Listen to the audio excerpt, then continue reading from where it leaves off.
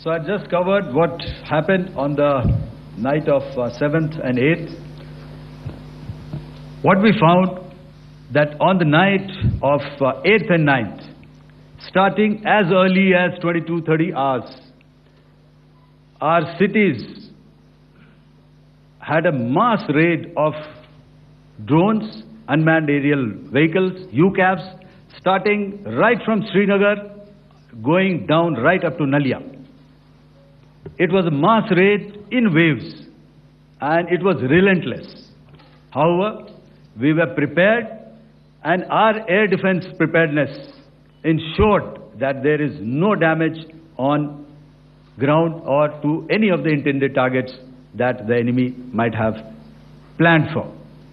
The difference between 7th night and 8th night was that on 7th night, he sent in his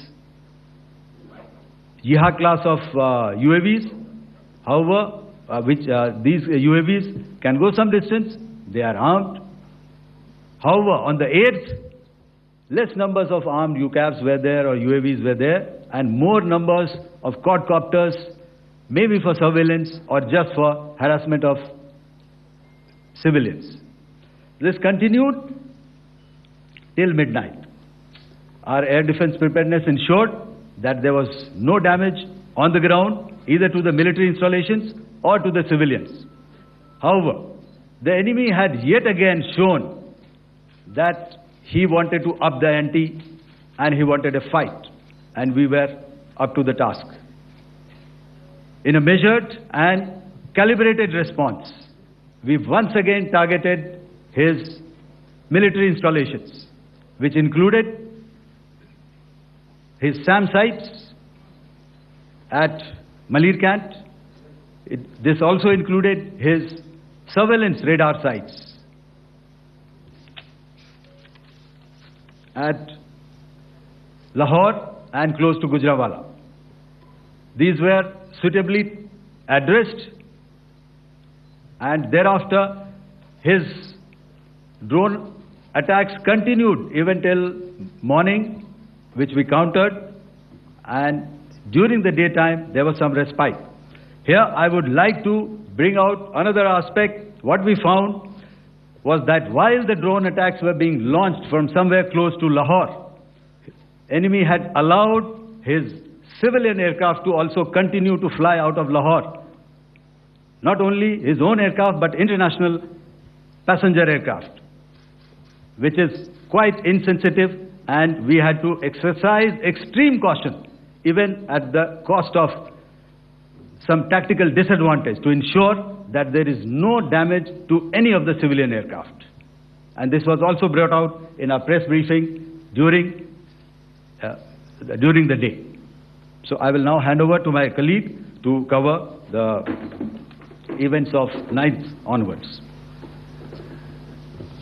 On land, we also undertook certain measures such as deployment of air defense and electronic warfare assets to establish an integrated grid with the Indian Air Force, and I have seen and heard some of you wax eloquent about the benefits of such an architecture when it comes to negating and combating air intrusions. We also carried out deployment to include movement of our forces in the land, sea and air domains. The night of the 9th and the 10th of May saw similar intrusions by drones and aircrafts, and this time there was a concerted effort to target airfields and some very, very important logistic installations, albeit yet again unsuccessful and denied gallantly and efficiently, I must say, by the integrated Indian Air Force and Indian Army Air Defense. We further strengthened our deployment and also initiated some pressure points to send a very clear and unambiguous message to the other side to desist from any misadventures on land. Some of the airfields and dumps saw repeated attacks in waves from the air. All were thwarted. The Pakistan Army has reported to have lost approximately 35 to 40 personnel in artillery and small arms firing on the line of control between the 7th and the 10th of May. What the other side had probably also not reckoned with was the speedy and precise turnaround and hit back by the Indian Air Force. And I will yet again ask Air Marshal Bharti to speak about these significant and game-changing strikes. I will thereafter request Vice Admiral Pramod, my colleague and Director General of Naval Operations, to tell us about some very telling naval maneuvers in the Arabian Sea that exerted pressure on the night of 9th and 10th of May. Over to you, sir.